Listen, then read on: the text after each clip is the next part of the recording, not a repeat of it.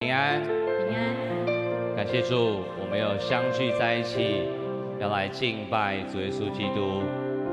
感谢神的拣选，神的恩典，让我们在上帝的殿中来赞美至高神主耶稣。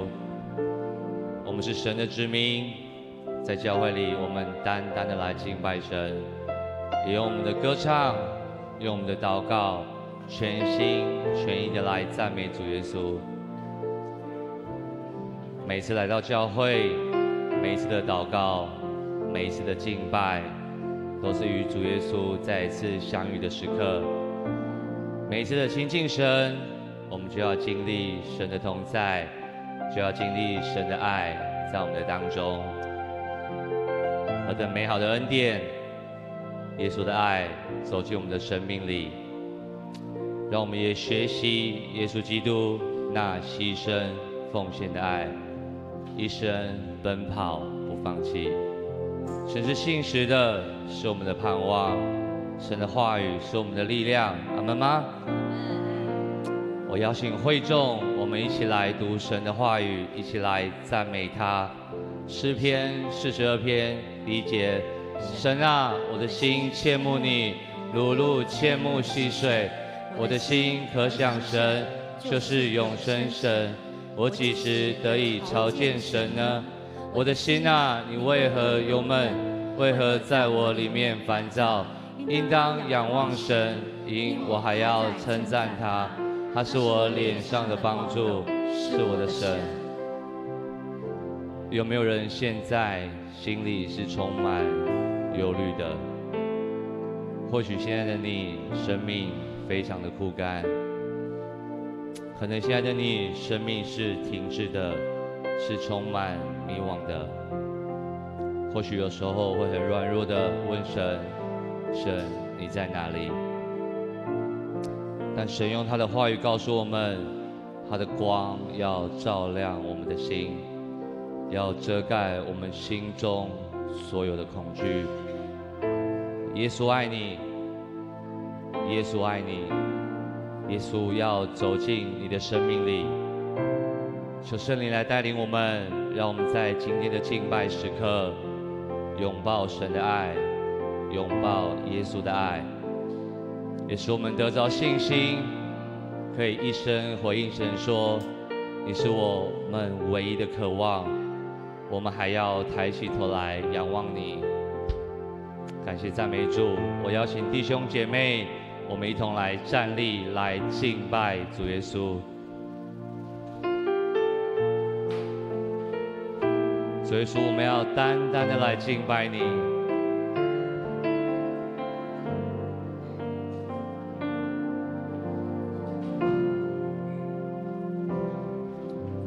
在光中，你走向我，点亮我里面的黑暗光景，洗去我的软弱，你接近我的生命，拥抱我如同至宝在你怀里。你走入我的生命，遮盖我心中所有恐惧。主耶稣，你是我们的一切，你是我的一切。主耶稣，我们要单单的来敬拜你。依靠你，我要抬起头，定睛来仰望你。让我们单单敬拜你，让我们在主里欢喜，用尽我全心全意，更多更深的认识你。让我们单单来爱你，超过一切的渴慕你。你是我唯一渴望，耶稣。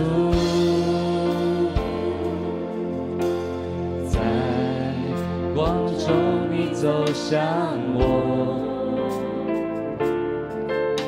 点亮我里面的黑暗光耶稣，你许去我们的软弱，洗去我的软弱。主耶稣，你洁净我们的生命，洁净我的生命。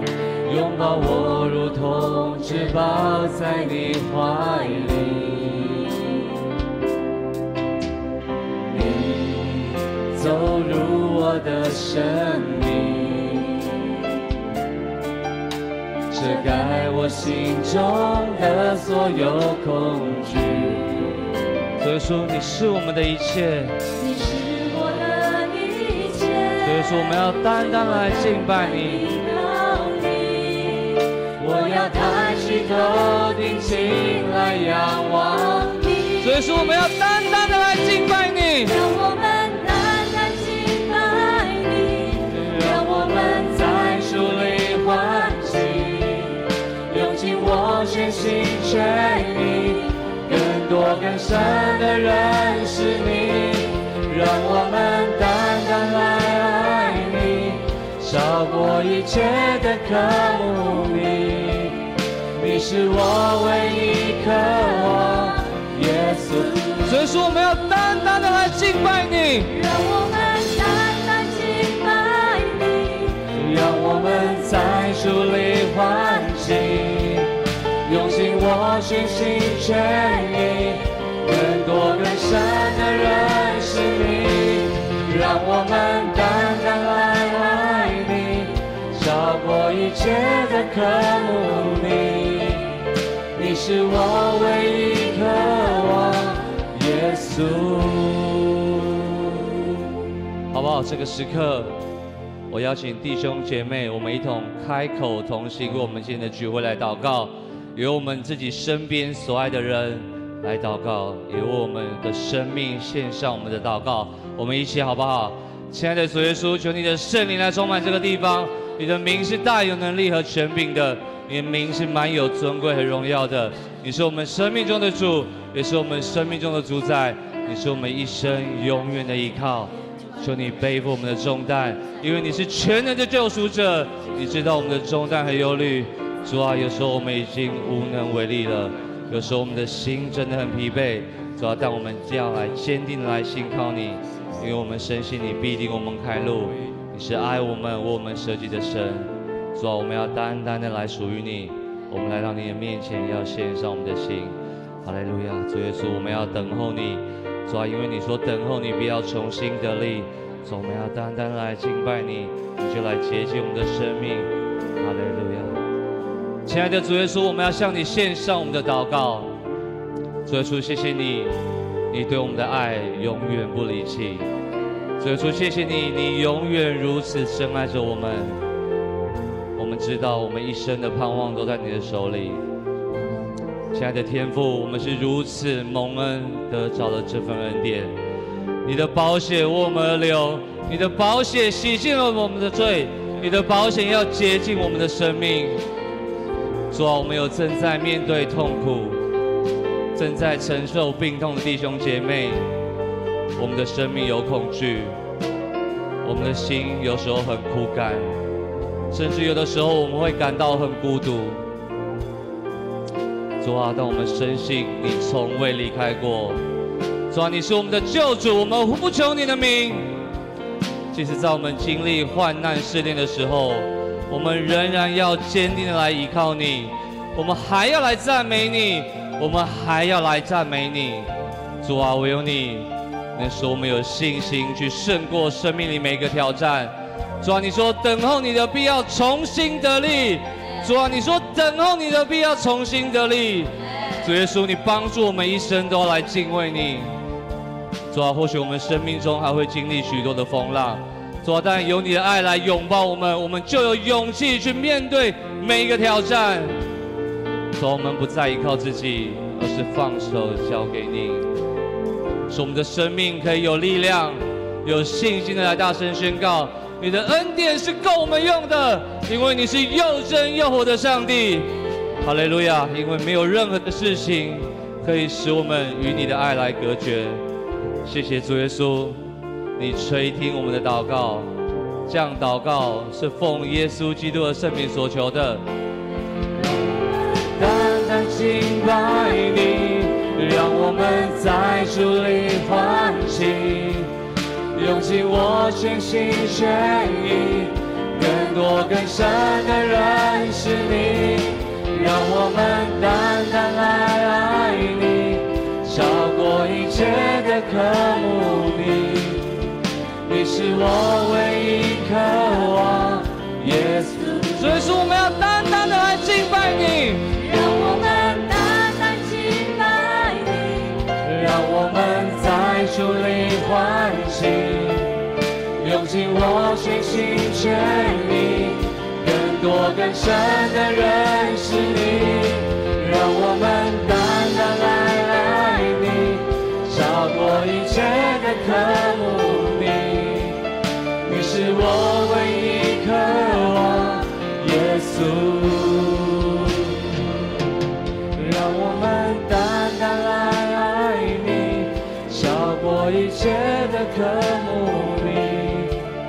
你是我唯一渴望，耶稣。让我们单单来爱你，超过一切的渴慕你。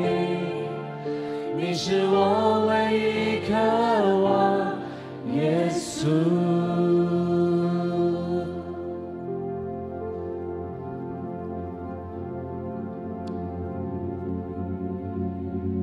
所以说，我们呼求你，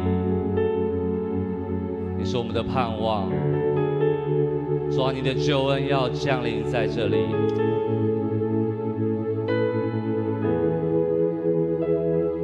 主，我们要回转的来归向你，你的救恩必降临在这里。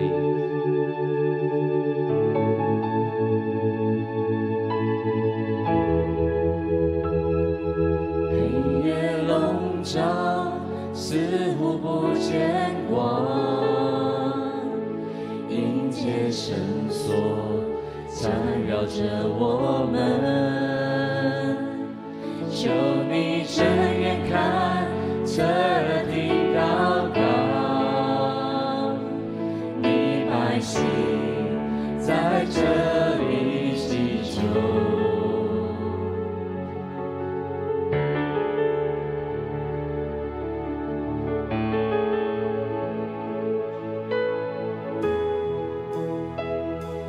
你的心事是我们盼望，所以说，你的应许你的应许是我们黑暗中的曙光。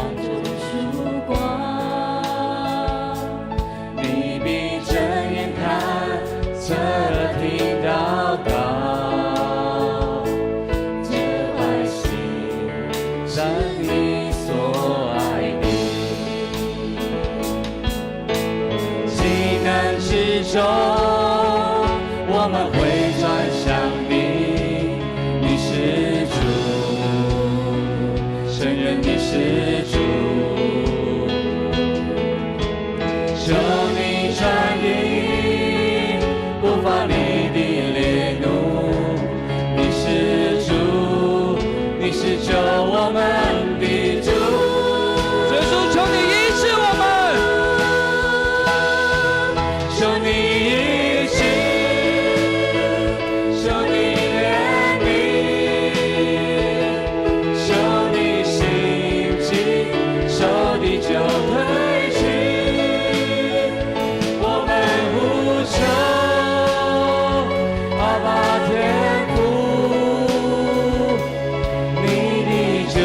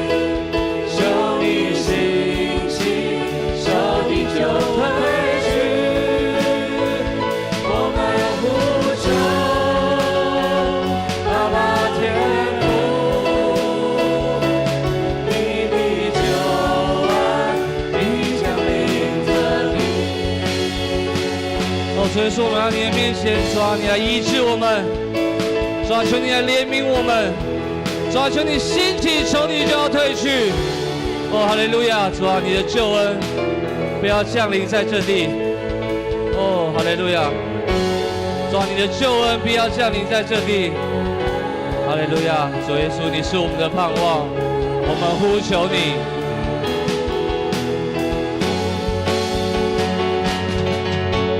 急难之中，我们会转向你，你是主，承认你是主，求你转移不放你的烈怒，你是主，你是救我们的主。主耶稣，你来医治我们。主耶稣，求你来怜悯我们。主耶稣，求你为我们兴起。仇敌就退去，我们呼求阿爸天父，你的救恩必降临这地，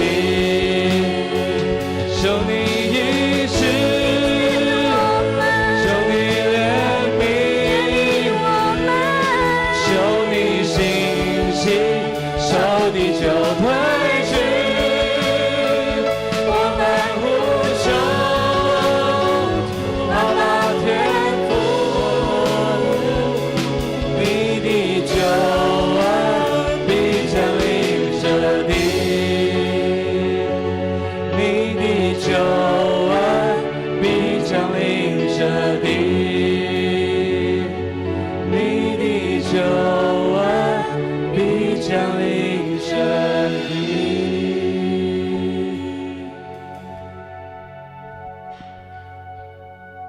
主耶稣，你是我们生命中的开路者，你是掌管万有的神，我们要来敬拜你，哈利路亚。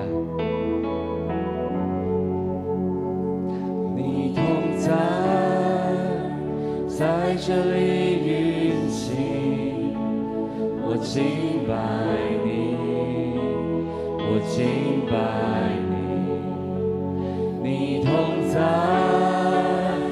运行在这里，我敬拜你，我敬拜你，你同在，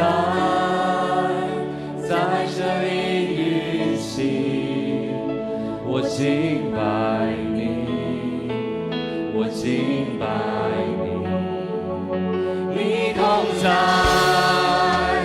运行在这里。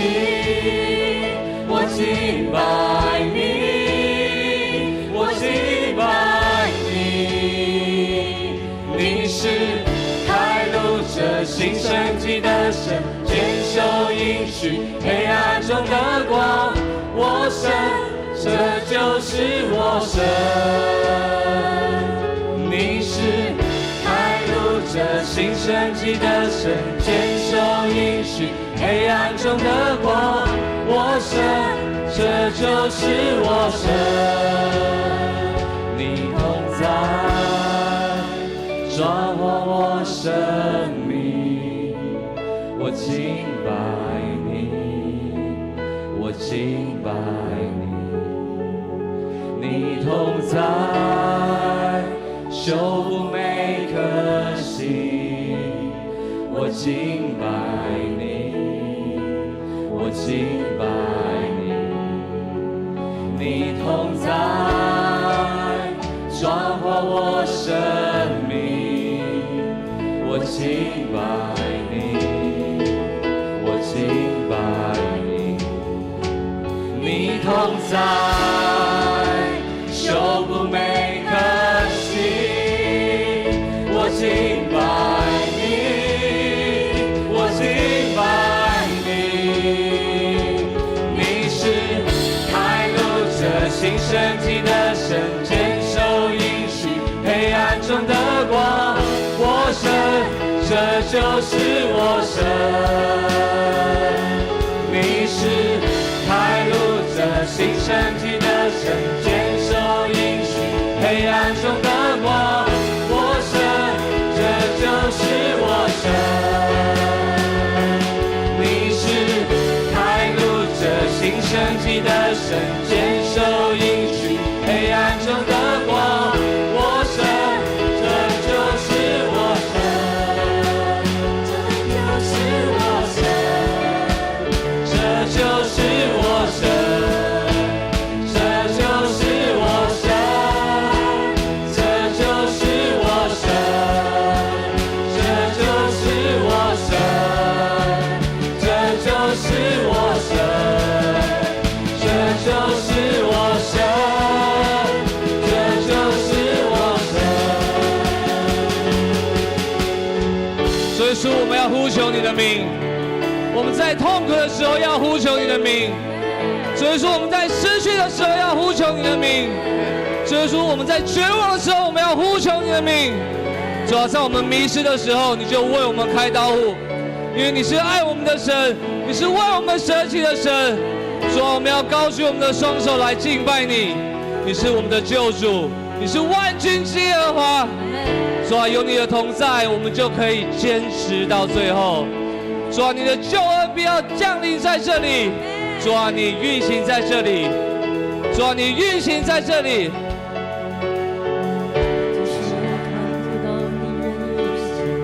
即使感觉不到你仍运行，你不停止，你不停止运行，你不停止，你不停止运行。即使我看不到你仍运行，即使感觉不到你仍运行，你不停止，你不停止运行，你不停止，你不停止运行。即使我看不到你仍运行，即使感觉不到你仍运行，你不停止，你不停止运行，你不停止。所以说你运行在这里。即使我看不到你仍运行，即使感觉不到你仍运行，你不停止，你不停止运行，你不停止，你不停止。你是开路者，新生机的神，坚守应许，黑暗中的光，我神，这就是我神。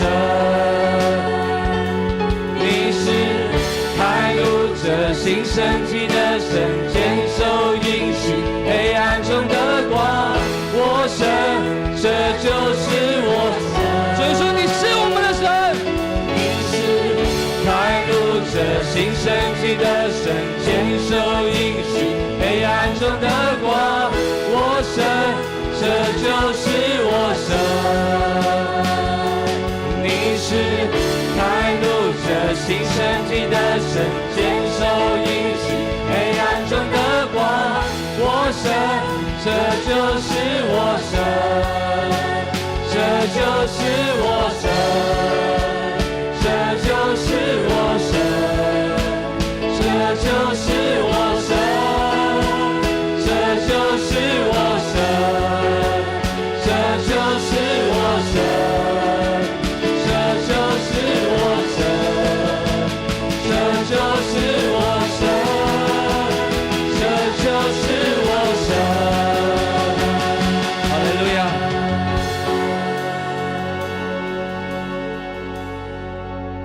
是的，主啊，你就是我们的神，你是开路者。当我们还看不见的时候，神就在我们当中。主啊，我们谦卑顺服在神美好的带领中。是的，今天早上我们一起聚集在这里，同心敬拜，因为我们要一切荣耀归给你，也因为我们需要神的恩典，需要神的保守，需要神的带路。我们确信走在神恩典的道路，我们一生必有恩惠慈爱随着我们。感谢赞美你，愿今天的敬拜荣耀都归给主，让我们每一个人的心都被圣灵所感动。感恩祷告，奉靠主耶稣基督的圣名祈求，阿们。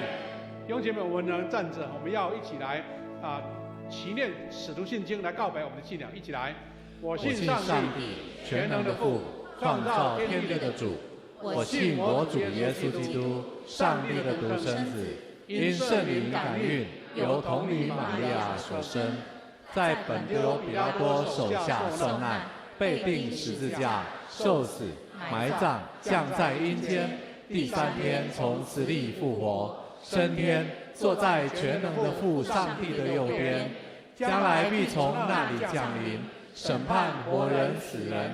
我信圣灵，我信圣而公之教会，我信圣徒相通，我信罪得赦免，我信身体复活，我信永生。阿门。阿门。请坐。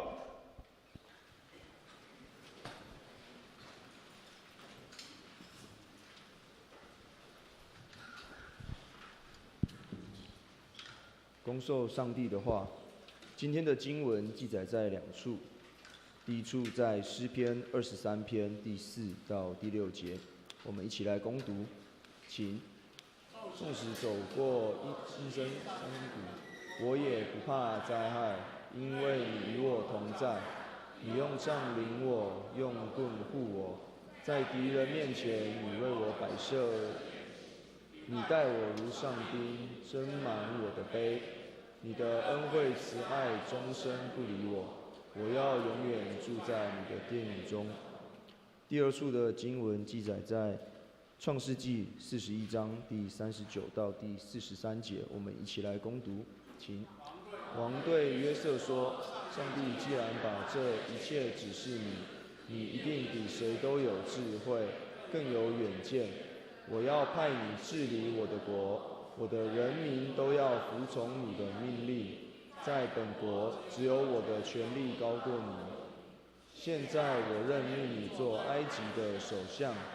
王拿下自己手指上戒指，把它戴在约瑟的手指上，又把上等麻纱制成的外袍披在约瑟身上，把金项链挂在约瑟的脖子上。他又让约瑟坐第2号御车，有警卫前导，一路喊着回避回避。这样约瑟被任命为首相，治理埃及全国。愿上帝赐福给听他话语并行出来的人。献诗，请8角塔府城合唱团献诗。他们所要献的诗歌有2首，第1首是主踮伫心内，无惊吓自在。第2首是主牵我手同行。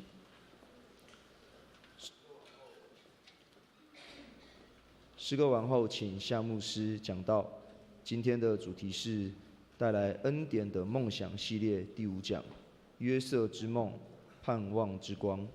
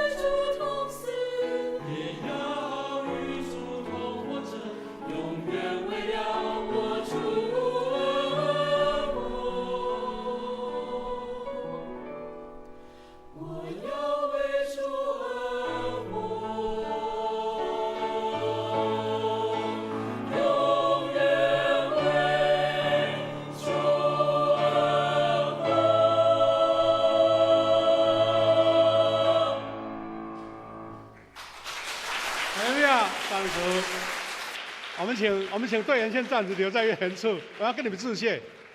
来，这边等一下啊，我们要跟你们致谢。第一个是我们谢谢八角塔和虎城合唱团，他们今天来到我们教会用诗歌来赞美主，也带领我们一起敬拜神。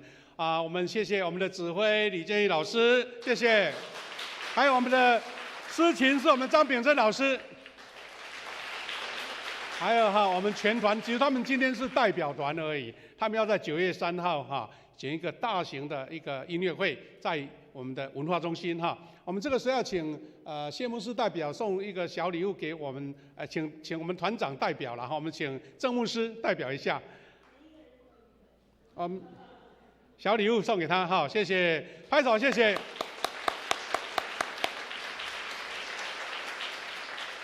记得我们等一下在楼下有那个售票，就是说我们在9月3号礼拜3晚上在文化中心举行演唱会期待大家今天不只听了这2首，而是我们全场的来聆听神通过他们所唱美好的诗歌。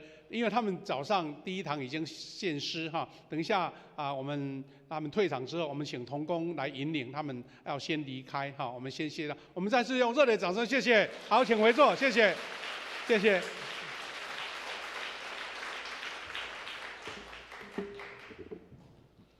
各位弟兄姐妹，我们今天刚好也是阿公阿嬷祖父母节了我们在场有没有祖父母的举手一下？有没有祖父母的？很少，但是哎，手举着，我们跟他们讲说，祝你祖父母节快乐，好不好？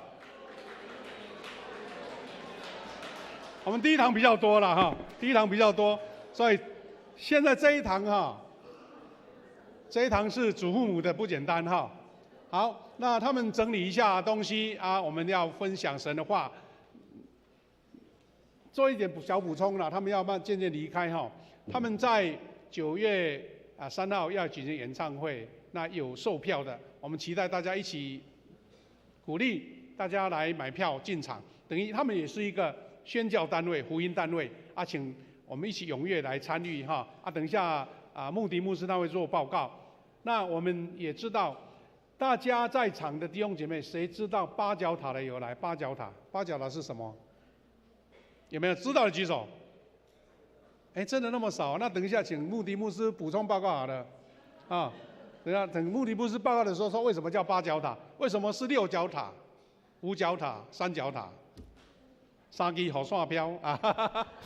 八角塔有它很特别的味道哈啊！我们等一下请他做报告。好，我们一起祷告啊！来，等一下来分享神的话。亲爱的天父上帝，感谢你赐给我们恩典，让我们一起在神的面前敬拜。透过我们八角塔古城合唱团美好的诗歌，让我们在进一步认识，从圣乐当中体会神的同在以及恩典。我们要透过圣经的话语来明白神的教导。我们以下的时间，请你带领我们祷告，奉耶稣的名祈求，阿们。弟兄姐妹，我们之前因为有暑假，还有我们一连串的事工活动，那牧师在之前有跟大家一起分享一个系列，就是说梦想到底在信仰、在圣经上给我们什么样的学习跟教导。那今天要来分享第五个系列哈。今天的主题叫做约瑟的梦，然后这个梦带给他盼望之光。经文我们等一下会再做一个复习了哈。那我们如果从这个主题约瑟之梦，我们可以看见神给约瑟的一生的命定。我们也从约瑟的生命来映照在每一个弟兄姐妹，因为我们每个人都有某一个层次是约瑟之梦的一部分。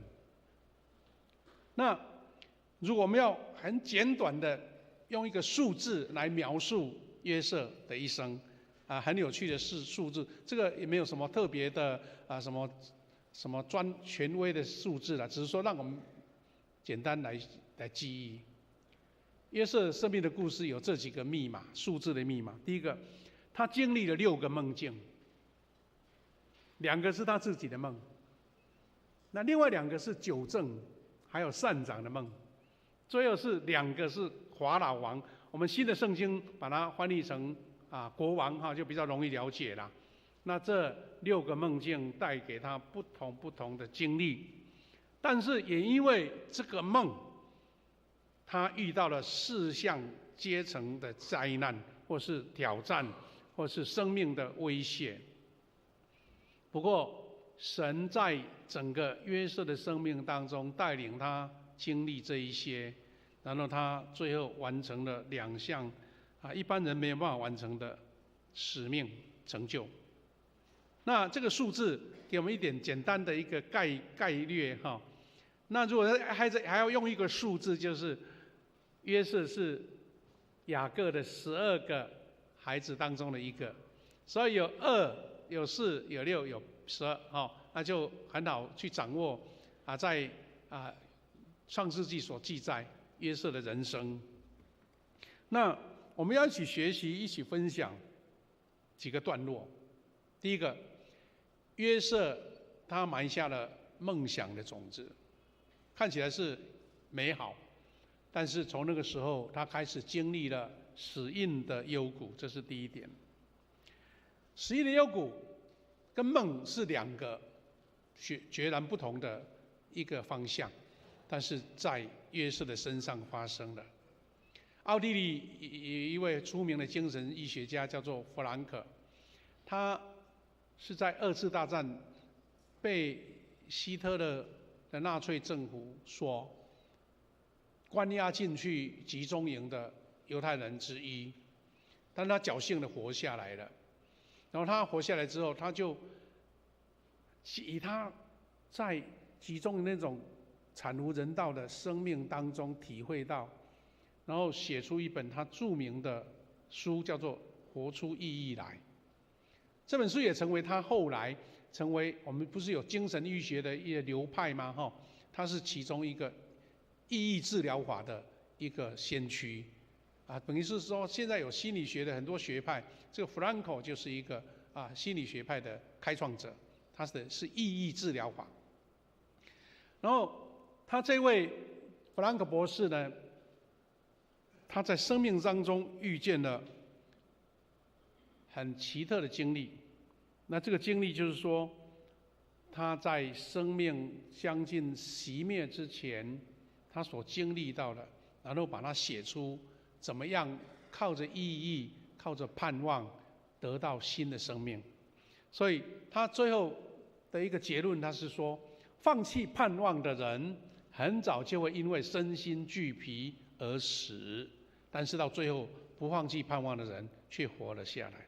他就一起整理他最切身的，他们同样在这个集中营当中，那个生命苦难过程当中，不是因为你健康，不是因为你年轻，或是你有特别的什么侥幸保护。他说，通常活下来的都是那些存着盼望的人。所以他后来发展出一个意义治疗法这样子。盼望在约瑟的生命当中，这个盼望是不可或缺。完全如果没有盼望，约瑟不可能经历一个一个的苦难。他6个梦，但带来了4个苦难。什么苦难呢？我们在这个程序当中可以看见他经历过的。约瑟他在雅各12个儿子当中最得钟爱，被父亲疼那是好事啊，对不对？是人生的幸运者啊。但是也带来了最大的一个他的生命的一个挑战，或是一个命运的改变。他的父亲雅各送给他在当时很难得得到的彩色的衣服，那在他们的文化当中，就象征着爸爸已经指定这位最小的这个小儿子成为接班人了。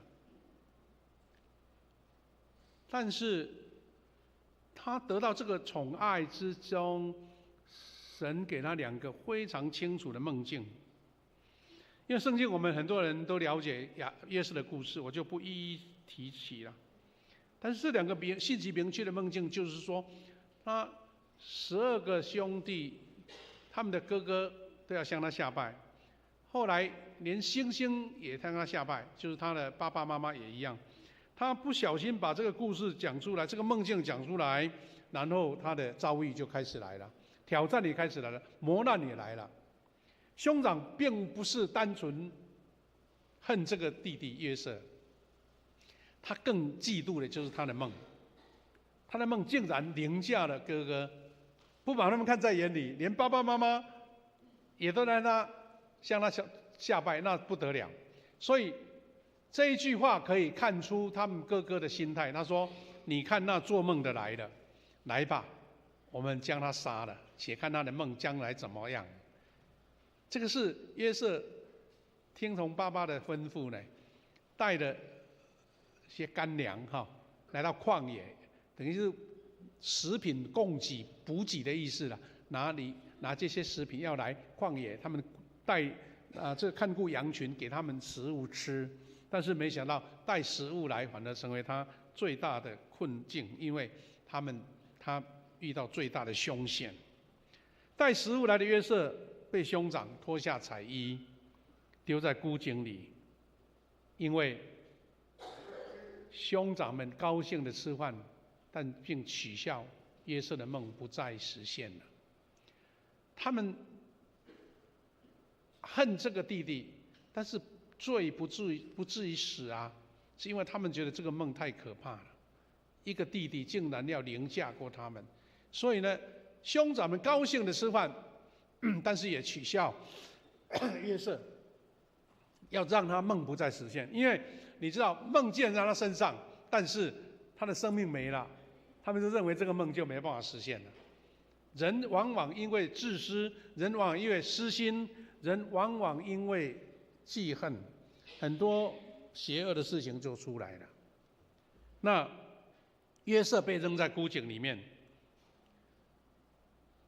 他的哥哥们吃完食物就带羊群离开，然后有可能就会饿死在这个荒野，可能会饿死在这个荒野。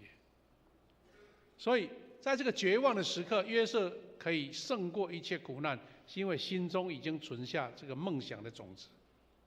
即使被扔在孤井里面，他仍然想着上帝所赐的梦想。换句话说，遇到困境在这里了，什么事情都没有了，但是什么让他存活下来？是因为这个梦，这个梦想。所以呢，神在他的梦想当中介入了他的经历，所以原先是要丢在孤井里面让他自生自灭，没想到刚好有到埃及做生意的以实玛利商人正巧经过。这个犹大心中，他的哥哥心中存了一点怜悯之心，觉得说把生命除掉真的是有一点太邪恶了，把它卖掉，那至少他的生命还在，所以他就讲这一句话，他说：“我们不如将他卖给以实玛利人，不可下手害他，因为他是我们的兄弟，我们的骨肉。”什么事情让他的2个哥哥有这样的改变呢？原先另外一个哥哥也想说：“啊，不要杀他嘛，哦，这个就把他卖掉。”所以这是第2个灾难，因为他被卖到埃及当奴隶。所以我们可以说，这是上帝的计划跟安排。约瑟被卖到埃及为奴，约瑟因为接受了上帝所赐的梦想，所以上帝就兴起的环境。弟兄姐妹，兴起环境什么意思呢？原先你讲走的路是走不通的，这个桥是过不了的，这个河是过渡不了的。你的人生可能遇到这样的困境，你觉得不可能啊，不好啊。但是只要神同意，那些不可能，神把它创造一个新的环境。所以约瑟被送到埃及，这个命留下来了，这个梦想还在，对不对？死了就没梦了。好，所以我们也可以猜想了，约瑟又不是一个圣人，他也有7情6欲啊。他让哥哥这样的这个出卖他，你难道他都一点不伤心吗？他觉得哥哥本来很照顾他的，突然间把他卖掉，你不会觉得他心中有很多的OS 怨恨吗？所以当实况跟上帝所示的梦是朝反方向进行，约瑟可能他也难以接受，在那个困境当中，他可能会反复思想说：上帝真的是还活着了吗？是我的梦是真的是上帝吗？为了让我陷入这个环境，所以问题在这里，约瑟选择了相信，而不是选择抱怨，然后自暴自弃。所以弟兄姐妹，我们在人生的生命当中，我们不要把焦点放在那个不安的环境，面临而来的是一个负面的、失败的、没有机会的，那你就一直沉迷在那个软弱、自溺当中。我们需要存着上帝在我们心中所示梦想的种子，因为这个梦想的种子，无论再黑暗，只要相信盼望的种子已经撒下来，那你就会结实了。这是约瑟度过前2个灾难。再来，约瑟他存着盼望的火与光。约瑟虽然处在挫折里面，在绝望的环境当中，但是因为神已经透过2个梦境告诉他了，所以这个梦的种子一直在，所以约瑟才会有那种环境再艰难，盼望就会发芽的盼望。所以弟兄姐妹，这个是约瑟的人生，其实也是我们每一个人人生的写照。在极度的绝望里面，约瑟没有叹息自己的命运而荒废了岁月，没有因为挫折而退后，因为盼望带给引导约瑟人生强大的力量。其实这个不只是约瑟，弟兄姐妹，我们在周遭环境，或是你所认识，或是在传记里面所读的很多，我们认为他是成功的人物，都是经历过这个，因为他不放弃任何的盼望。所以不止这个，不只是约瑟的人生，也是每一个人因为盼望而活出的人生。同样是集中营的故事，有一个犹太的拉比叫做雨果格林雨果格林，他在2次大战当中因为被关入集中营，受尽各样的苦难，然后他好不容易侥幸活下来了。后来在德国有一本杂志叫《早晨》杂志，刊登他的集中营的经历就这位犹太拉比叫做雨果格林。他怎么描述他的故事？他说，在1944年，在民国33年那个二次大战的时刻，在一个寒冷的夜晚，他说，我的父亲、我还有其他朋友，偷偷的聚集在那个集中营里面一个大楼的一个小角落。爸爸做什么呢？他竟然从他的怀里拿出一个小小的陶碗，还有一块小小的奶油。我们台湾人比较不习惯吃奶油，但是你如果去吃西餐，奶油很多。这个奶油呢，是对营养生命非常重要的。在那个时候，根本连集中营的守卫都很难得到。但是这个父亲呢，竟然把奶油放在那一个小小的陶器里面、陶碗当中，然后插了一根灯蕊，然后把它点着。哇！这位雨果格林突然间感到非常的讶异，那个奶油是多么的珍贵，要买不到，何况是在集中营。他就发出抗议说：“为什么浪费这么贵重的奶油呢？”但是他的爸爸就很安静的跟他们讲，那个奶油点出一个小小的火花，他就告诉他们身边的这边最熟悉的人说：“即使不吃饭，也能活3个礼拜。不吃饭哦。”以前在集中营的时候，我们4天都没有水喝，虽然渴得不得了，我们还是活了下来，饿、渴都活下来。但是他说，人若失了盼望，连1个小时也活不下去。所以他点燃这块奶油的烛火，就是要告诉这一群人说，虽然我们深陷在绝望的集中营，但神透过这个陶碗中的盼望之火与我们同在。他需要跟他们点燃说，神的盼望在你身上，你就可以存活，要不然这个环境你会越来越感到焦虑，甚至是绝望。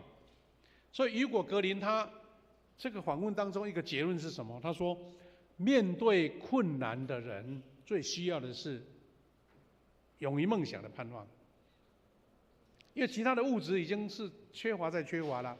他说有盼望，因为刻在心板上的盼望2个字带有克服逆境跟苦难的力量。这是这位雨果格林他在幸存后所得到的结论。你看，我们从意义治疗法 Frankl 这位犹太的拉比，那基督徒为什么要存着盼望呢？因为耶稣基督他在绝望中死去，因为没有人能救他，他被钉十字架。但是他是在盼望中复活，这是一个典范，成为一个非常重要给基督徒最大的安慰跟鼓励。因为基督徒接受这样的耶稣为救主，就算常处在绝望、困难、走投无路的深渊当中，要记住这个盼望亮光不会消失。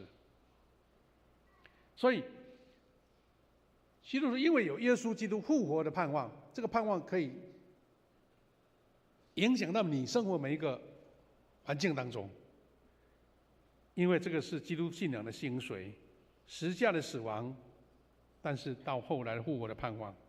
因为就像种子，一到时候就开花结果，所以基督徒不能因为这样遇到困境的时候，你马上要想到复活的耶稣，你不要一直陷在那一个困境捆绑低潮沮丧当中。有一位称为20世纪日本的圣徒，叫做鹤川丰彦这老一辈，特别是在台湾经历过日本统治的人，都很认识这位20世纪的圣徒，叫做鹤川丰彦。他出生在乡下， 15岁的时候来到东京，白天在印刷厂打工兼做杂工打扫，那晚上就到夜校去读书。看来人很努力，很拼，但是他为了他的努力打拼的时候，在21岁的时候也面临了绝望。为什么呢？这位鹤川弘彦呢，他遇到什么事？因为他的身体很单薄，在日本又冬天很冷，所以他的肺病就爆发了，恶化，严重吐血，进到医院。医生看到说他的病情已经到无可救药了，他自己感觉非常的灰心，因为想我的人生才要开始，竟然被这个病打击了，所以他从人的角度来看，他是走入了绝望。他躺在床上想着，反正没有办法活下去了，不如自我了断，不要麻烦别人，因为人生地不熟，在外面解决了，也不用花医药费了。这是人遇到困境的时候一种自然会产生的一种绝望的想法。但是在那种自我在矛盾当中，他突然间想到，几年前他从宣教师那边听过耶稣的福音。他当时也说我要接受了，他就想到说，当想自己解决自己的生命的时候，有一个责备的声音对他讲，说耶稣遭受众人和门徒背叛，面临严酷的苦难。他有曾想过要自杀吗？最信任的人背叛呢？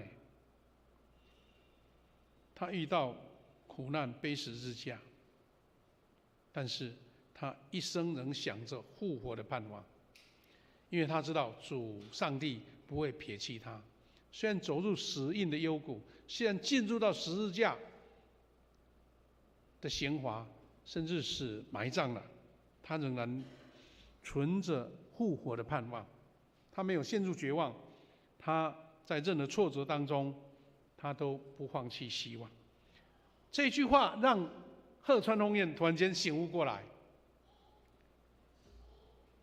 他自己说，既然我已经接受耶稣了，那么复活的盼望应该也在我里面啊，我不能因为这样自暴自弃啊。所以他决定接受耶稣的复活，要放弃绝望，定睛在复活上，重新开始。所以他就勇敢地面对自己的疾病，他开始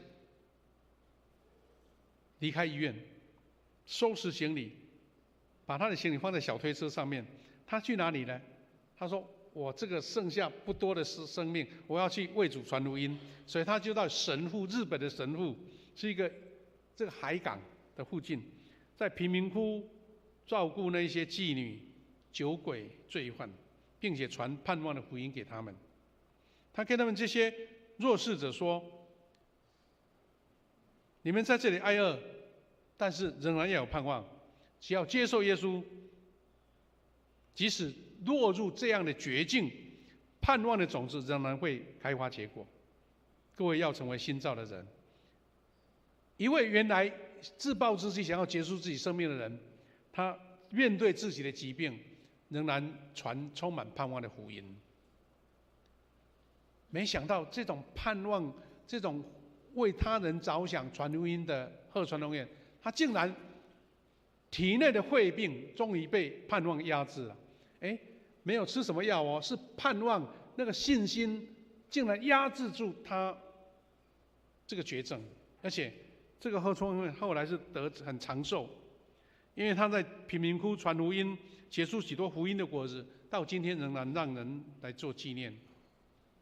牧师有在10几年前有机会，当时的高雄的中会因为他是跟大阪那边属于一个兵库县，兵库就在当兵的兵那个仓库的库，兵库县，这包含大阪还有这个神户这个地区的一个中会，结为姐妹中会。那我们有一次刚好有代表中会去那边访问，然后他们的教会的同工就带我们去参观这一间鹤川弘彦有一个纪念教会，是2层楼的建筑其实他们就在做很多社会工作除了纪念教堂做礼拜以外，就做很多社区服务的工作印象很深刻。到现在还是有人在纪念他所以有一间鹤川丰彦的纪念教会。弟兄姐妹，这位鹤川丰彦在进入贫民窟前，他在日记上写了这句话，他说：“我鹤川丰彦已经死了，今后要过新生活，超越死亡线，活出复活的生命。”他的一本传记里面的主题就叫做“超越死亡线”。虽然这个是比较古老的故事，但是在日本还是让人家很多传颂许久的一个等于日本的圣徒哈。那我们看第三个，约瑟遭遇了患难，但是是上帝跟他一同共度这个患难，因为约瑟并不是自己独自走过死荫的幽谷，他是因为有上帝没有放弃他，没有丢弃他，所以本来是当奴隶，那就一生完蛋了。那竟然是卖到护卫长波提华的家中当奴隶。同样是当奴隶，为什么到波提华家中会有这样的改变呢？因为约瑟在埃及做奴隶，他看不见上帝，上帝却与他同在。刚刚我们在敬拜赞美的时候，唱了一首诗歌，叫做什么？带路者。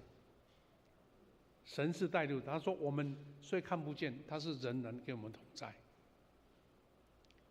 所以圣经记载说，这个奴隶在波提华的家中，虽然是当奴隶，但是等于是当他们的管家啦。奴隶变成在管理他们所有一切的事情。他的主人很相信他，他说所里所办的事一尽都顺利，有上帝同在，他无往不利。圣经是这么写的。好了，感觉好像往好的方面发展了，对不对？但没想到哇，表现太好了，人又长得帅，那又来了，灾难又来了。他的那个老板娘引诱他，当他紧守住他的混迹，他没有被引诱，但是老板娘祖母陷害他，嫁祸于他。你知道，奴隶被诬陷成欺负祖母，就是他的老板娘，那普通人都已经罪大恶极了，何况是奴隶？在当时大概就是马上拉出去杀掉了，或是石头丢死了。你看，直到今天，现在21世纪，一旦碰到这种 Me Too 的事件，你看好多那个有名的人物就被摔下马了，甚至要被关了。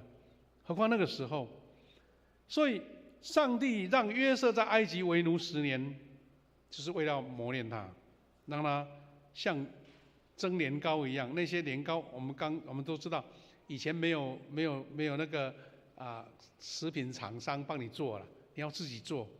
哇，年糕要让它弄得很软很软，要把它捶或是把它磨，才有办法使用。我们如果曾经到原住民他们吃他们的那个麻薯啊，他们都有拿那个木棍一直敲，让那些麻糬一直敲打，让它越来越粘稠。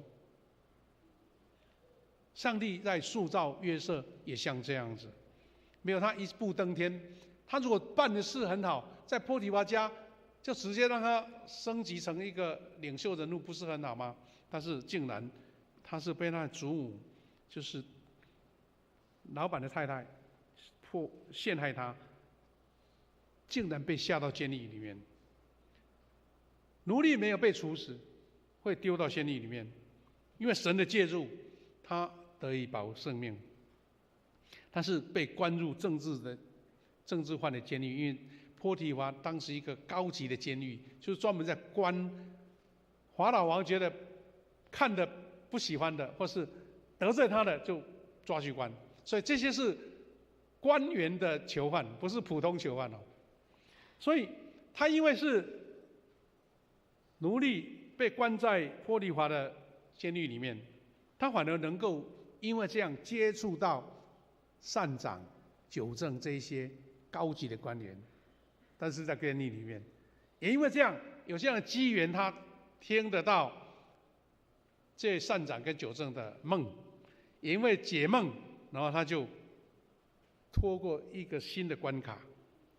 因为他如果不是被关，就没有可能接触到法老的囚犯，那就没有机会去服务他的国家，这个埃及。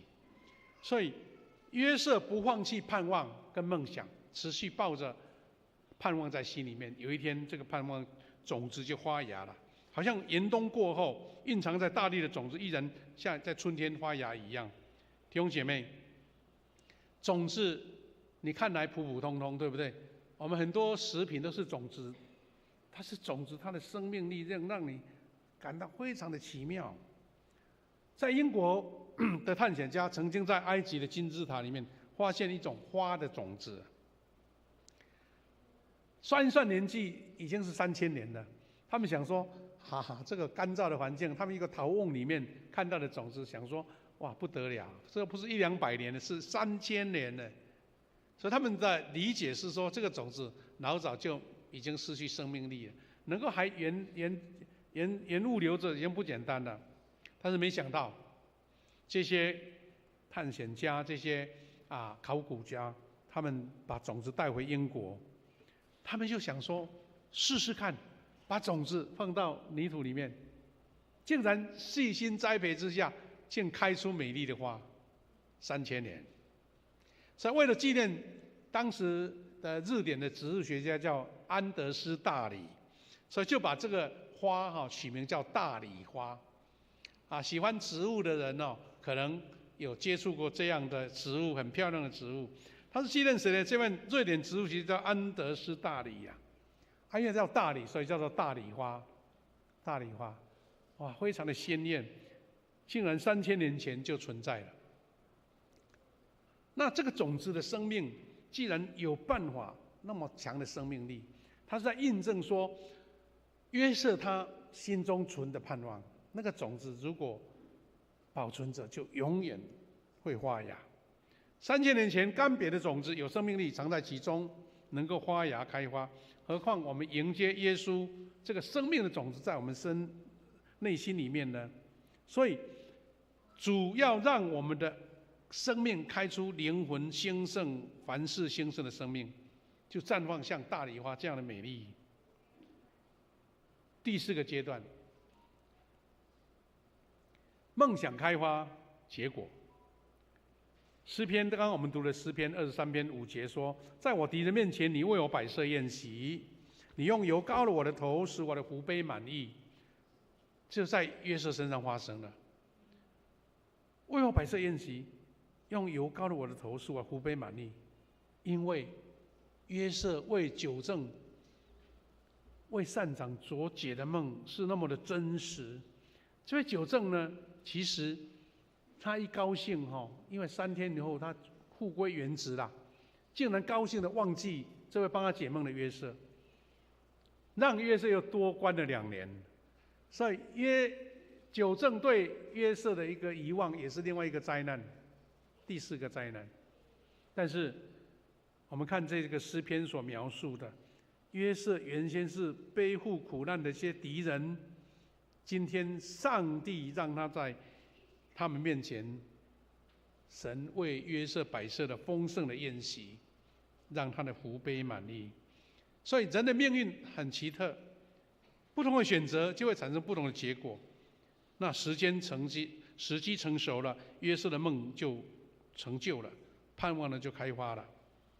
所以弟兄姐妹，我们看到后来，因为九正记起了约瑟会解梦，所以法老的2个梦没有人能解的时候，想到了约瑟。所以约瑟在那样的梦境的过程当中，直到最高峰，就是为法老解了2个梦。那2个梦就让约瑟成为宰相。你看多奇妙！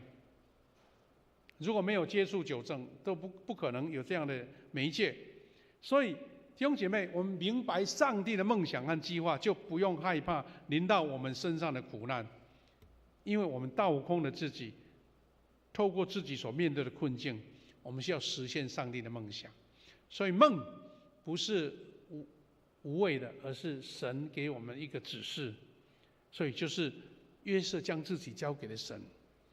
所以有一位同样在集中营的犹太人，他在面对这个山穷水尽要被处死的时候，他仍然在集中营的墙上写了一首诗，后来有人把它记录下来，让人家看见一个垂死之人仍然带着盼望，这首诗怎么写呢？他说：即使现在没有阳光照耀我身，我仍然相信太阳的存在。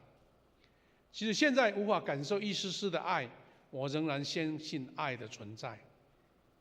即使现在他无言以对，我相信在沉默的背后，上帝仍然存在。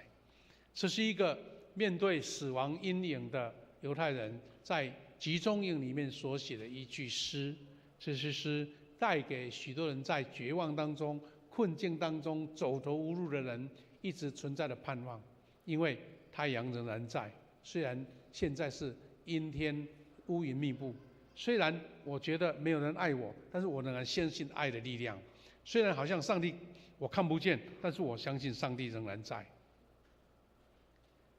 所以呢，基督徒从约瑟的故事，从今天我们所学到的一个盼望梦想，我们一起学习说，我们的每一个基督徒的生命当中也埋下了复活的种子。我们看见约瑟被神一步一步带领到人生的最高峰，他最后2个成就是什么呢？他竟然能成为一人之上一人之下万人之上的宰相，然后统领埃及去收集那7年大丰收的所有的谷物进入粮仓，然后再面对后来7个荒年，他们有足够的食物能够应付这个万物都不能收的情境。所以我们在刚刚读的41章创世纪41章39到43节告诉我们一个非常奇妙的结论，就是埃及的法老对约瑟讲说，上帝把一切指示你，你一定比谁都有智慧，更有远见，我要派你治理我的国。6个梦，4个灾难，2个成就，他成为首相，把一个国家治理的不用经历那一个灾难来临的时候的困境。而且最后你知道最终的结果是因为以色列犹太人这个民族竟然能够保存下来，是因为在饥荒的时候约瑟做宰相，他的爸爸他的兄弟都来到埃及逃难，然后他能够养活他们，让这个民族存在，以后还出埃及，以后就成为上帝所应许的拿以密之地。你不知道一个人的盼望的种子竟然改变了一个民族一个国家的命运。所以我们一起勉励基督徒来基督的信仰已经延续了十字架和复活，所以耶稣成为死亡和复活的种子。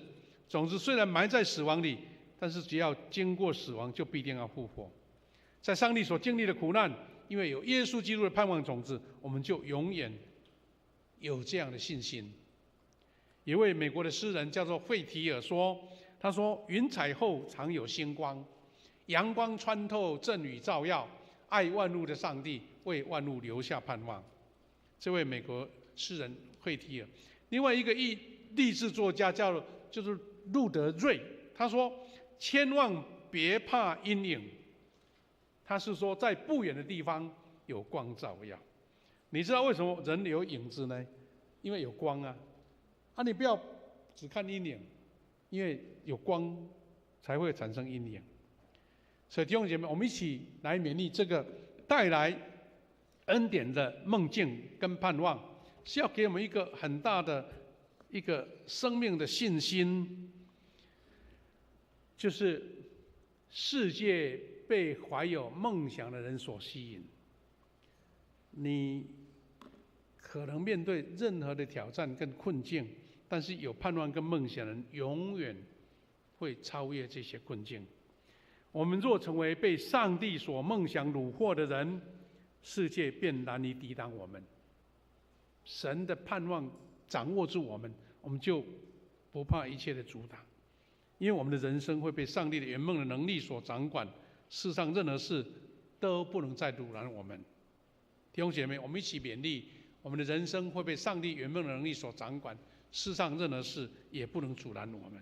这是神透过约瑟他一关一关的考验所得到最后的祝福。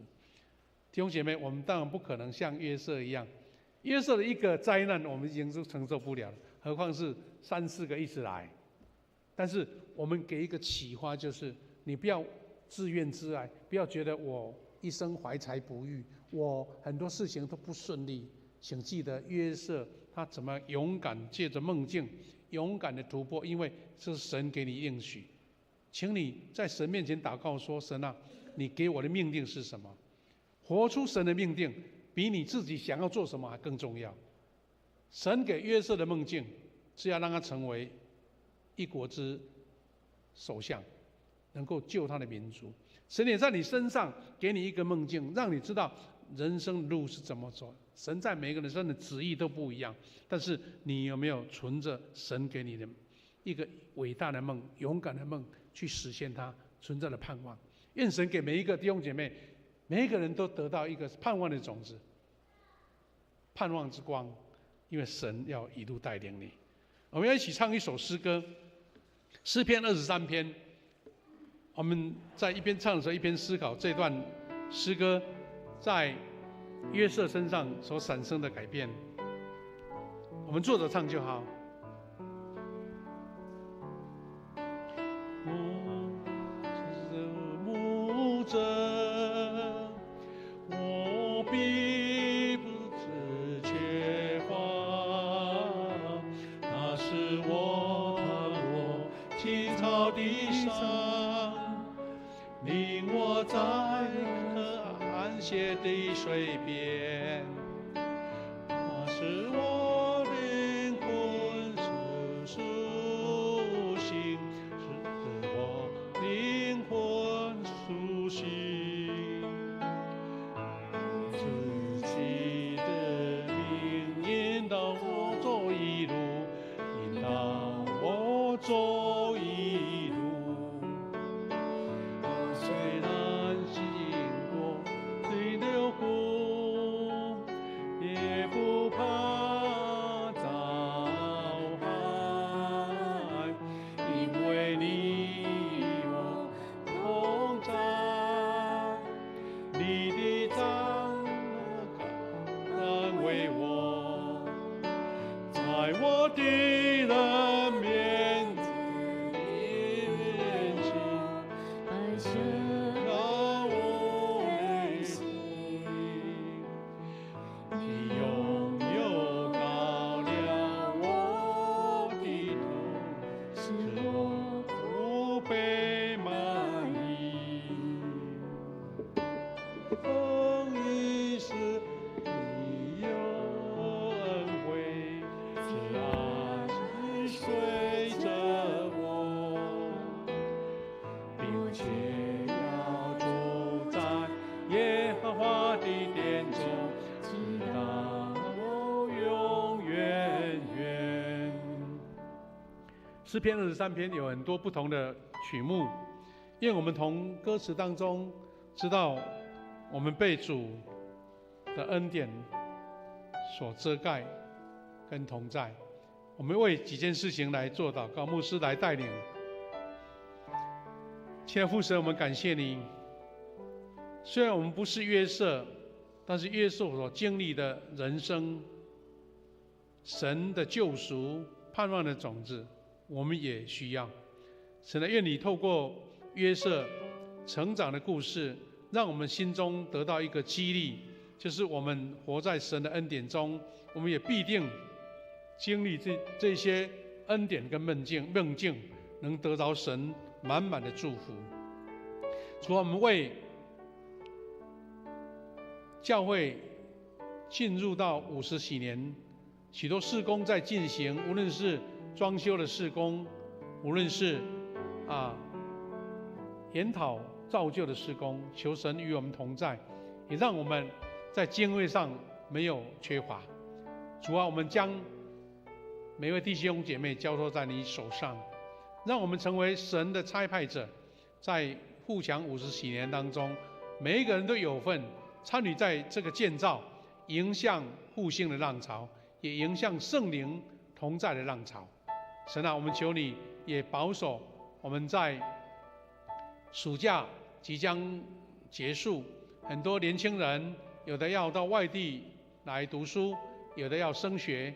神啊，求你赐给他们预备好，在新的学期有神给他们的信心跟盼望，所学习的能够得到很好的成长。也求主保守我们教会中，在遇到病痛的兄姐，求你赐下你的医治领导他们，无论是在医院静养或者在家中休息，求你让他们重新得力，得到神赐下完美的医治。我们将每位弟兄姐妹交在你手上，在时代变化、社会变迁当中，因为有神给我们盼望跟信心，我们就永远不会失去盼望，永远有盼望的种子在每一个生命当中。感谢赞美你，让我们藉由约瑟的梦，也得到盼望的光。感谢赞美主，祷告奉靠主耶稣基督的圣名祈求，阿们。好，弟兄姐妹，我们除了等一下要有奉献跟报告，我们要再一次邀请我们的郑慕迪牧师呢，他要来介绍一下我们的八角塔府城合唱团即将推动的一个演唱会的事工。我们请郑牧师来为我们做报告。好，欢迎，谢谢。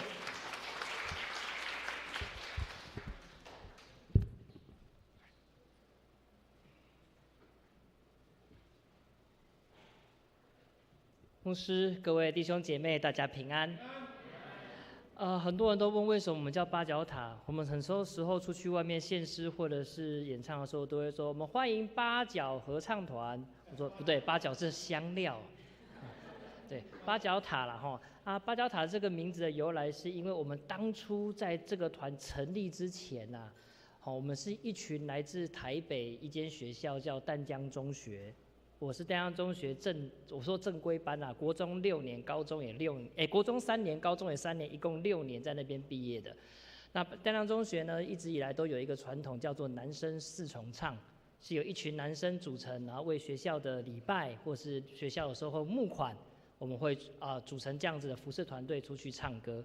因为毕业之后，我们觉得这样子在学校唱歌的服饰非常的美好，所以我们就成立了淡江中学校友4重唱。唱着唱着，这个团就快要收了，因为男生会碰到一个问题，叫做当兵。当兵之后，所有人就陆陆续续当兵了，那这个团就快支持不下去。可是我们会觉得这样子的服饰就这样没了，实在是很可惜，所以我们就决定扩编，就是把当时还在学的学弟找来说，我们有这样子的团队，大家要不要一起加入？因为这样子，后来人员越来越多之后，我们觉得说，那我们这个团应该还可以有更大的服饰，所以我们成为一个校友团，就想说我们要如何成为一个正式的合唱团。那八角塔就是淡江中学里面最具代表性的建筑物，所以我们就用这个当做我们的名字，也纪念我们是从这间学校毕业的学生。当然，现在八角塔不管是台北的男生合唱团还是府城合唱团，大多数的人都不是淡江的校友，可是我们都依然是用着合唱、用着信仰来唱歌。所以为什么我们会叫八角塔合唱团？不管是台北的男生合唱团，还是在台南的府城合唱团，都是这样子来纪念，这是我们历史的开始。那我今天代表八角塔府城合唱团来到富强教会，就是为了要为我们这个合唱团的事工，以及我们即将在9月3号所举行的音乐会做一个宣传跟报告。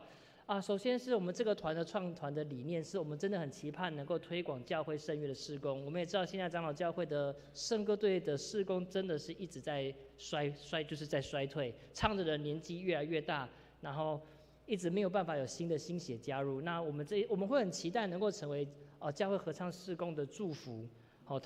像我们今天所献的2首曲子，一首是驻电话醒来，这是一个很标准圣歌队可以唱的曲子。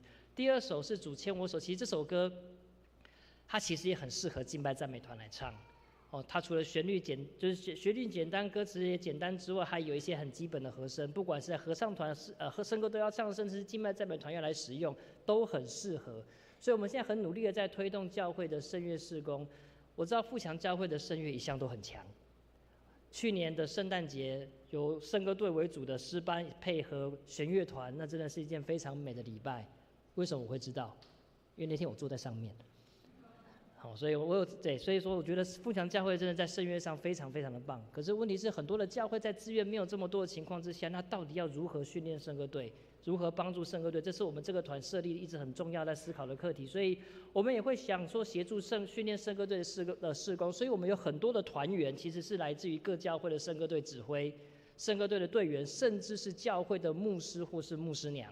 因为我们相信一个圣乐要推动，不是只是圣歌队队长或是圣歌队指挥。如果牧师本身对于合唱有非常多的投入，他也会回馈到自己的教会。所以我们今天所看到的这些县市的团员们，其实大概就是这个团的一半左右的团员而已。因为大多数的团员在周日必须回到自己的教会来服侍，那他们在巴焦塔府城合唱团所受到的训练，就会回馈到自己教会的圣歌队里面。所以我们会希望透过这样子的帮助，能够让更多的人能够在合唱当中有所精进。那不只是教会的圣乐事工，我们也很期待成为一个专业的合唱团队。所以我们不只在教会里面有服侍，我们也会外出去参加比赛，我们也会举办售票的音乐会，就是让现在的合唱界知道，在教会里面不只是教会的团队只能在教会唱歌，我们也会希望在合唱界当中能够展露我们的头角。所以在2024年过去的一年，我们其实非常丰盛的一年，我们到很多的教会去献诗跟分享。在台南中会，我们去了像万荣华教会啊，像我们今年还会去北门教会、12时教会、天桥教会，许许多多的教会，我们都去做分享，就是为了要将我们的事工跟更多人来诉说我们的事工。音乐会部分，我们去年在卫武营的表演厅跟台中歌剧院的小剧场，我们是跟屏东雅歌音乐协会一起合办我们唱了一首，那时候主打是一首弥撒曲。我们一般听到弥撒曲，大概就是肃然起敬啊，就是要听很庄重。可是那一次，我们去年的弥撒曲是用爵士乐的方式，搭配管乐团，让众人可以听见完全不同的合唱风格。那不只是在举办音乐会，我们去年在彰化参加全国社会组合唱比赛，我们在混声组拿下第1，在女生组拿下第2。这个团才2022年才成立，在3年的期间，我们会有如此快速的成长，当然是因为我们有好的指挥李建义老师与我们同在。但是对我们来讲，拿这些名次不是为了名跟利，而是我们这个很大的心意，我们要将最好的献给神。所以不管是在参与音乐会、参与比赛，还是参与献诗，我们都是用这样子敬畏的心为神来唱歌。这就是我们在这当中，在这3年来，不只是在台南，甚至是全国各地有机会，我们都很乐意去分享，很乐意去服侍，很乐意去报告。那9月3号，我们在文化中心的音乐会叫做一见钟情。那个钟是金字边，不是我们写错字啦。我们为了要让音乐会更加的丰富，所以我们是邀请了寿山中会大湖教会的手钟团要跟我们一起合作，所以我们才用手钟的钟。一见钟情，所以我们为了不只是手钟团，我们还有弦乐团要跟我们一起配搭，希望将这场音乐会的丰富度能够提到最高。因为这是个售票的音乐会，我们的票价也不高，300、600、1000，但是为了回馈给教会，我们愿意将600跟1000块的票，只要是教会统一登记，我们一律都打8折，也就是480块跟800块。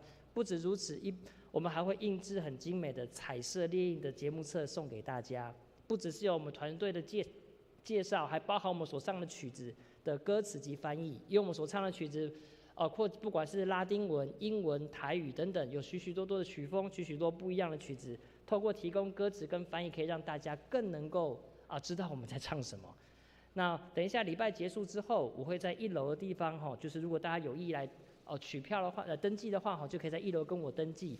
那登记完之后，我会在接下来这个礼拜，如果登记完之后，我会将票送来教会。那票的费用就麻烦各位，就是在之后可以交给我们教会的庄干事庄圣恩干事，他会帮我们大家收取费用，之后会一并交到我们团上来。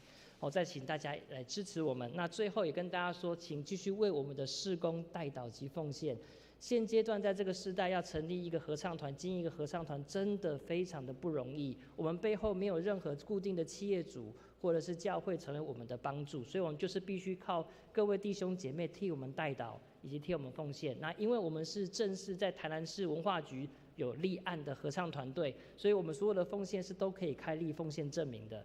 再请大家继续为我们祷告，因为我们相信每一个服事都是为主而做，我们很努力的将最好的献给神，也盼望我们所服事的是祝福每一间教会。愿主纪念我们所做的工，也愿主祝福大家，我们一起在神的国度当中一起来为主做工。谢谢大家。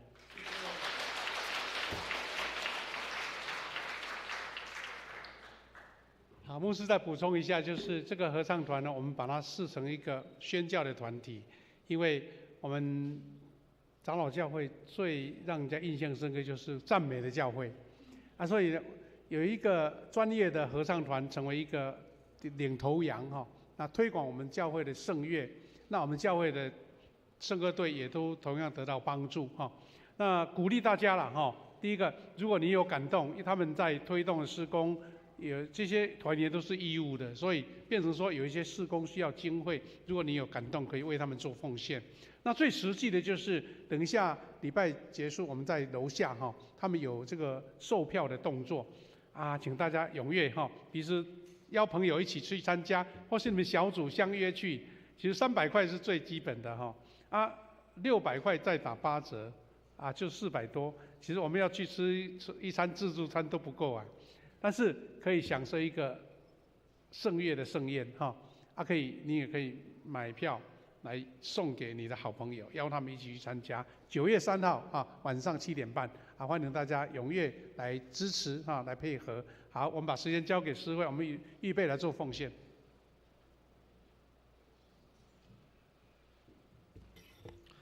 奉献，这时候让我们一同来奉献。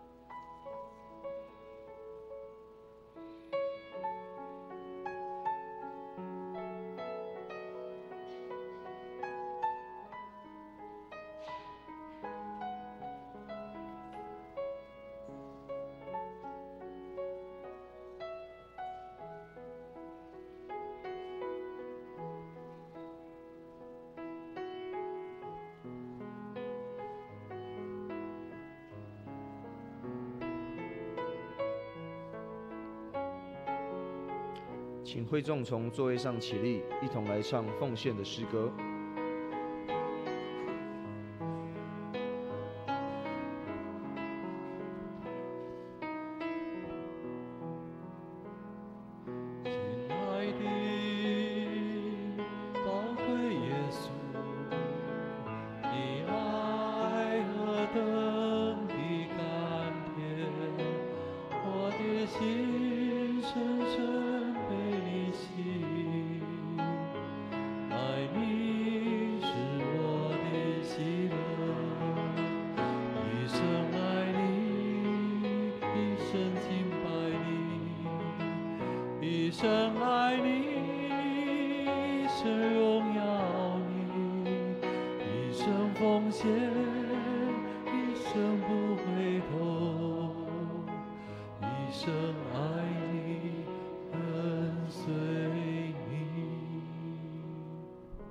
请坐。金句，这时候请大家翻到周报的最后一页，让我们一起来攻读本月的金句。一起来，你们做儿女的要在主里听从父母，这是理所当然的。以弗所书6章1节。报告，首先是第2页的部分，下周的主理是申永顺老师，司理是廖秋平执事，其他服事的部分请同工自行来注意。第4点，本会消息，首先欢迎八角塔府城合唱团今日在本会的献诗服饰。那在9月3号礼拜3晚上7点半，在台南文化中心的演艺厅将举行一见钟情的音乐会，欢迎兄姐踊跃参加。第3点，嘉南会北部大专团契定于下主日8月31号的2堂礼拜中，在本会举行诗歌见证会，也欢迎兄姐一起来踊跃参加。第4点，本会举行社教49周年系列培灵聚会、研讨会等等的活动。第1点是王武聪牧师的培灵会，定于9月14日主日的2堂礼拜中，邀请王牧师主持培灵会。那他的题目2堂是不一样的，第1堂是回到起初的呼召，第2堂是回到起初的教会。欢迎兄姐互相邀请，踊跃参加。那第二小点是长老教会小组事工的研讨会，也是在9月14日主日下午2点到6点，邀请王武聪牧师、陈建岳牧师来主领，主题是小组事工面面观。那也会邀请台南中会众教会一起来参加，也欢迎弟兄姐妹扫描 QR code 或者是向小组长办公室来报名参加。第5点，中保代祷团第53期的中保代祷服事报名至下周日8月31截止，邀请有感动的兄姐报名参加。第9点，第2期奖学金的申请，本会第2期奖学金即日起可以开始申请，截止日是9月7号，并且在9月21颁发，请有需要的学生同学们自行来注意。那书法班特别报告，感谢主，在2周的书法作品展示后，谢谢教会的弟兄姐妹支持以及关心还有奉献。这次会有义卖的奉献，总收入为15560元。在此报告，请购买者的弟兄姐妹们在散会时在1楼的办公室取件。谢谢。以上请牧师补充报告。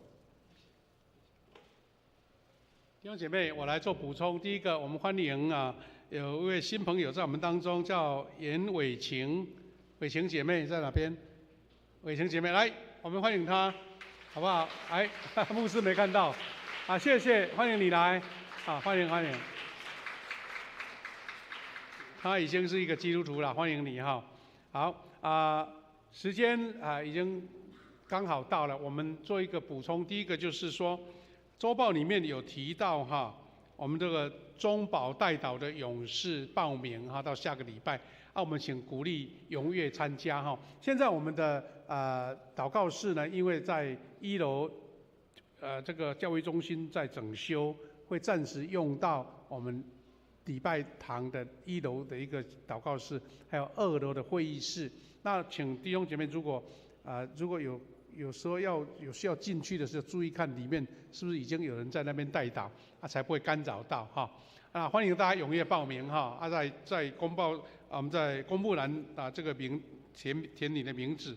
那第2个就是我们要推动第8期的幸福小组目前已经有4个单位要举办，有的是幸福小组，有4周、5周、6周都有有的是办2次到3次的我们所谓的福音茶会。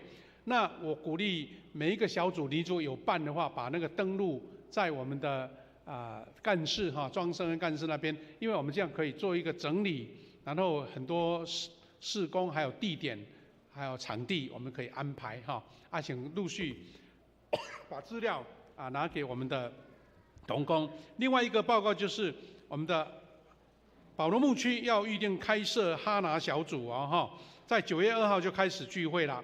他们在礼拜2早上的9点半到11点半，那等于那个早上呢有2个小组在进行，一个是比较年纪长大的恩典小组另外就是这个哈拿小组就鼓励第一个你还没有参加小组的，可以在白天的时间参加这个哈拿小组，或是说你不方便参加晚上的聚会的弟兄姐妹也可以来报名参加是一个非常棒的一个小组事工，欢迎大家踊跃来参加。另外，我们也请大家继续为我们的装修工程呢有经费奉献每一个弟兄姐妹都有份在这个事工上面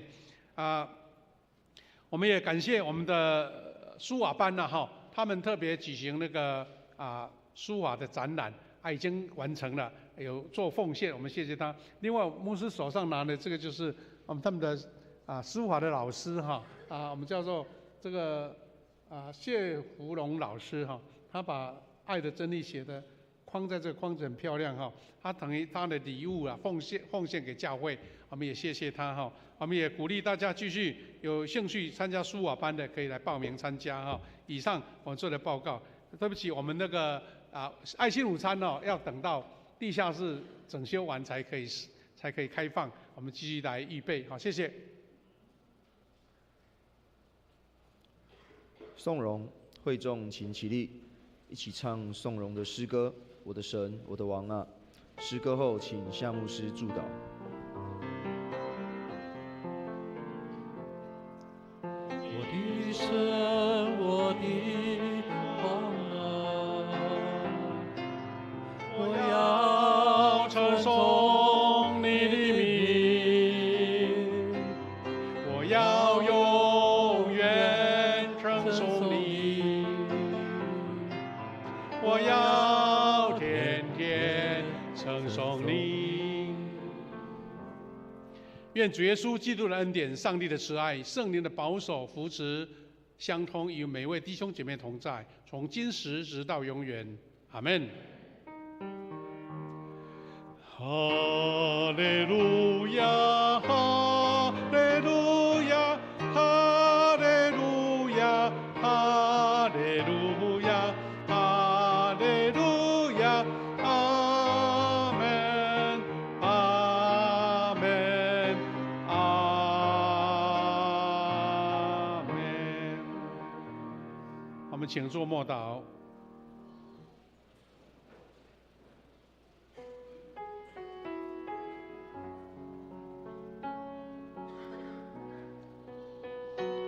欢迎弟兄姐妹，等一下到1楼的时候有兴趣参加这个音乐会八角塔古城合唱音乐会，可以到那边给他登记购票我们会帮你联络也邀请朋友一起去参加。谢谢大家，大家一路平安。